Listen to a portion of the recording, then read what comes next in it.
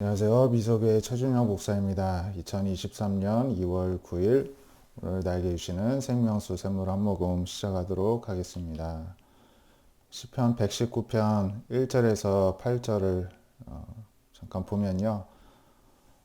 이제 119편은 하나님의 율법, 말씀을 이제 강조를 하고 있습니다. 그래서 율법을 행하는 자에게 복이 있다. 또 여호와의 증거들을 지키고 전심으로 여호와를 구하는 자는 복이 있다. 불의를 행하지 않고 주의 도를 행한다. 이렇게 말씀을 하고 있습니다. 그래서 주께서 명령하시기를 주의 법도를 잘 지키게 하셨나이다. 뭐 이런 이제 신앙의 고백들을 하면서 네, 하나님의 또 말씀대로 따르는 자에게 복이 있고 또 이 시편의 저자는 본인도 그렇게 이제 주님의 말씀을 순종해서 말씀대로 살겠다 이렇게 고백을 하고 있습니다. 그래서 8절에 보면 주의 율례들을 지키오리니 나를 아주 버리지 마옵소서. 하나님께 또 내가 범죄하고 하나님이 나를 멀리 하실 것 같을 때에도 다시 한번 하나님 제가 하나님의 말씀을 지키겠습니다. 나를 아주 버리지 마옵소서. 이렇게 고백하는 것을 보게 됩니다. 우리 역시도 본받아야 되는 시편 기자의 자세이고 또 율법을 행하는 자에게 또 복을 약속하신 하나님의 말씀에 따라서 또 말씀을 소중히 여기고 순종하는 우리가 되기를 바랍니다. 창세기 26장에서는 이삭에 대한 기사가 나오는데요. 아브라함 때에도 흉년이 들었듯이 이제 또 이삭이 거주하는 땅에 이 당시에는 브엘 라헤로이라는 땅에 거주했다고 창세기 25장에 나오는데요. 흉년이 드니까 이삭이 그랄 지방으로 가서 블레셋 왕 아비멜렉에게 갔다는 것입니다. 블레셋은 이방 민족이죠. 살기 위해서 거기로 이제 피신을 했다는 것입니다. 그랬는데 그 가나안 땅이 다 흉년이었던 것 같습니다. 그러니까 이제 분명히 거기서 또 이삭이 식량을 찾아서 애굽으로 내려갈 것 같으니까 하나님께서 나타나셔서 애굽으로 가지 말고 내가 너에게 지시하는 땅에 거주하라. 이 지시하는 땅이 약속의 땅, 가나안 땅이죠. 그래서 이 땅에 거류하면 내가 너와 함께 있고 너에게 복을 주고 이 모든 땅을 너와 내 자손에게 줄 것이다. 아브라함에게 맹세한 것을 이루겠다. 그래서 내 자손은 하늘의 별과 같이 번성하게 또 모든 땅을 내 자손에게 주고 그로 인해서 천하 만민이 복을 받을 것이다. 이렇게 하는 이유는 아브라함이 내 말을 순종하고 내 명령, 계명, 율례와 법들을 지켰기 때문이다. 이제 갈 바를 알지 못하고 아브라함 하나님께서 이제 떠나라고 하시는 말씀을 순종해서 신앙의 여정을 가게 되었습니다. 그 결과가 그 아브라함의 순종 때문에 이렇게 후손들에게 복을 내리시겠다. 하나님이 이렇게까지 말씀을 하신 것입니다. 그래서 6절에 보면 이삭이 그랄에 거주했다는 것입니다. 지도를 보시면은 이제 브엘 라헤로이에 있다가 이쪽 이제 서쪽이죠. 지중해 쪽에 이쪽 이제 해안가가 블레셋이 살던 지역인데 이 그랄 땅으로 갔다는 것입니다. 그러다 나중에 이제 헤브론까지 이제 이주를 하는 것을 성경에서 볼 수가 있는데요. 이처럼 이삭은 이제 이 가나안 땅을 떠나지 않고 계속 머물렀던 것을 볼 수가 있습니다. 하지만 브엘라이로이에서 그랄로 이주함으로 인해서 이 그랄 땅에서 또 고통을 겪게 되는 게 또 오늘 본문은 아니지만은 그 이제 6절부터 나오게 됩니다. 그래서 우리가 힘들더라도 하나님의 말씀대로 순종할 때 하나님께서 책임을 져 주시는데 힘들다고 이탈을 할 때 또 다른 어려움을 겪게 되고 그 결과 다시 또 하나님께로 돌아오는 그런 과정들을 또 보게 됩니다.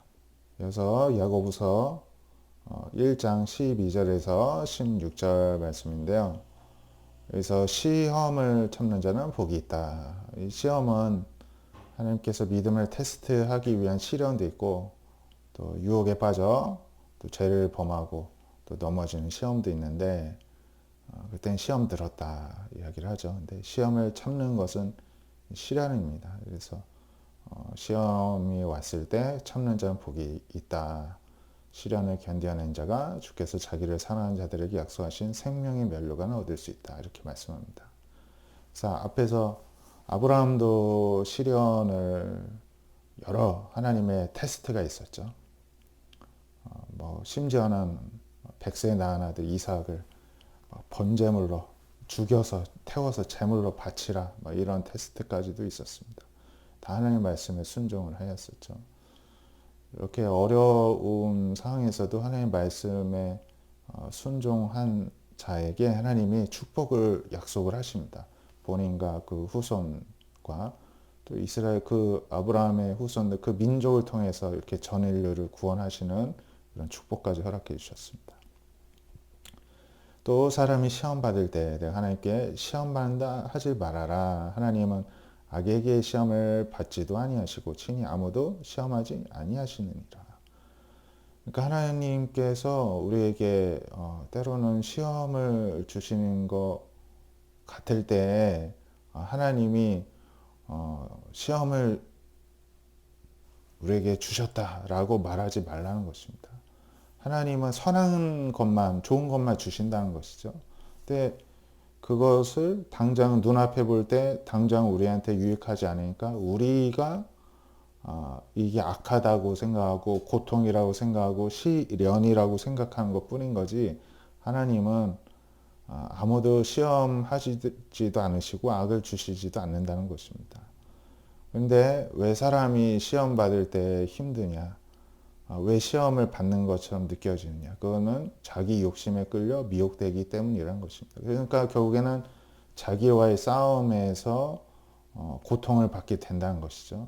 그래서 여기서 이겨내려면 욕심 때문에 그걸 붙들려고 하는데 이게 안 되니까는 이제 고통받는데 그래서 욕심에 끌려 미혹되는 것을 내려놓을 때 이제 고통이 사라지게 되고 이제 하나님께서 하시는 일을 볼 수가 있겠죠. 그래서 그런데 그렇게 하지 아니하고 욕심을 계속 붙들고 있으면 이 욕심으로 인해서 이 욕심이 잉태하여 죄를 낳게 되고 이 죄가 장성하여 사망을 낳는다는 것입니다. 그러니까 이 욕심 때문에 이제 다 망한다는 것입니다. 그래서 내 사랑하는 형제들아 속지 말라. 이게 야고보서죠. 예수님의 동생 야고보가 사도가 이제 권면을 합니다. 속지 말라는 것입니다. 자신의 욕심에 속지 말라는 것입니다. 이제 오늘 말씀을 살펴보았는데요. 참 은혜로운 말씀이 많이 있습니다. 우리 역시도 하나님의 말씀에 정말 순종하기를 열심을 내기를 바라고요. 또 아브라함, 이삭 모두 하나님의 말씀에 순종할 때 축복을 받았습니다. 또 우리가 말씀대로 순종하려고 하는데 시험 받는 것 같고 시련 받는 것 같고 힘들 때가 있는데 그게 다 우리 욕심 때문이라는 거 하나님이 말씀해 주셨습니다. 날마다 우리 욕심을 내려놓고 말씀을 붙들고 하나님을 바라봄으로써 모든 것들을 견뎌내고 뿐만 아니라 오히려 하나님의 축복을 받고 또 축복의 통로로 사용되는 축복이 저와 여러분들 가운데 충만하시기를 바랍니다. 기도하겠습니다. 하나님 감사합니다. 오늘 말씀대로 저희도 오늘 또 하나님의 또 말씀에 순종하여 말씀에 이끌려 살아가기를 소망합니다. 오늘도 저희를 친히 말씀으로 다스려 주시고 깨우쳐 주시고 인도하여 주시옵시고 또 저희들의 모든 주어진 환경과 상황 가운데에서 왜 나에게 이런 어려움을 주셨습니까? 하지 아니하고 욕심을 내려놓게 하여 주시고 하나님의 말씀을 바라봄으로써 또 하나님의 하시는 일들을 또 발견하게 되고 그래서 하나님의 선하심을 더욱더 높여드리는 오늘 하루가 될 수 있도록 저희 모든 주의 백성들을 붙들어 주시옵소서. 예수님의 이름으로 기도합니다. 아멘. 오늘도 성령에 이끌리시는 하루 되시기를 축복드립니다. 감사합니다.